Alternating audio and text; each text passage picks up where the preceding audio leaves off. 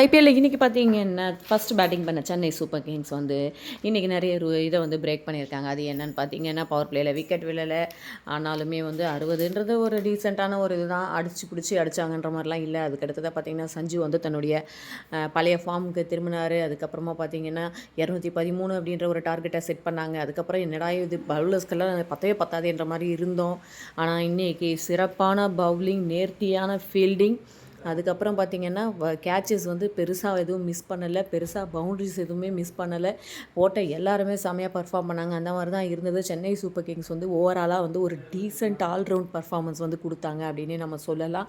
அதே போல் பிரீவிஸாக இருக்கட்டும், நம்ம சர்ஃப்ராஸ் ஆகட்டும், ஓவர்டன் ஆகட்டும், வந்த எந்த கேட்சுமே விடலை. 100 கேட்ச், அந்த ஒரு 6 சேவ் பண்ணது, அது எல்லாமே தான். ஜாமி ஓவர்டன் வந்து இதுவாக வந்து பர்ஃபார்ம் பண்ணார். இவர் பார்த்திங்கன்னா 4 ஓவர் போட்டு வெறும் 18 ரன்கள் மட்டும் கொடுத்து 4 விக்கெட் எடுத்திருக்காரு. இது அவருடைய பவுலிங் பர்ஃபார்மன்ஸ் வந்து செமையாக பண்ணார் அப்படின்றதுக்கான ஒரு எக்ஸாம்பிள். அந்த டீமில் பார்த்தீங்க அப்படின்னா ட்ரிஸ்டன் ஸ்டப்ஸ் வந்து 60 எடுத்தார். அதுக்கப்புறம் 11 நிசங்க வந்து ஒரு 40 எடுத்தார். வேறு யாரும் பெருசாக வந்து பர்ஃபார்ம் பண்ணல. அகில் ஹுசைன் ஒரு கேட்ச் சூப்பராக எடுத்தார்.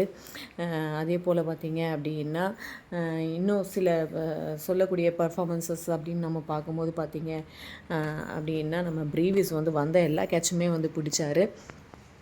பேட்டிங்கில் அவருக்கு வந்து பர்ஃபார்ம் பண்ணுறதுக்கு வாய்ப்பு கிடைக்கல. ஸோ இவர் ஃபீல்டிங்கில் எல்லாமே பண்ணார். சிஎஸ்கே கடைசியாக 23 ரன்கள் வித்தியாசத்தில் வின் பண்ணி 4 போட்டியில் ஒரு போட்டிக்கு வின் அப்படின்ற ஒரு இதை வந்து தடம் பதிச்சிருக்காங்க. ஓஜி இஸ் பேக் அப்படின்ற அளவுக்கு தான் பண்ணியிருக்காங்க. ஓவர்டன் 4 விக்கெட், கம்போஜ் வந்து 3 விக்கெட் எடுத்து சிஎஸ்கே விக்டரிக்கு வந்து பெருசாக ஹெல்ப் பண்ணியிருக்காங்க. அடுத்த அப்டேட்டோடு வர நம்ம சேனல் சப்ஸ்கிரைப் பண்ணி